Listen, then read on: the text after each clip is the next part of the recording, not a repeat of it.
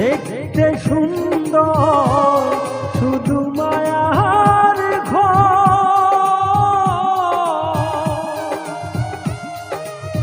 আইসো একা যাবা একা তোমার কিসের অহংকার বলো কিসের অহংকার।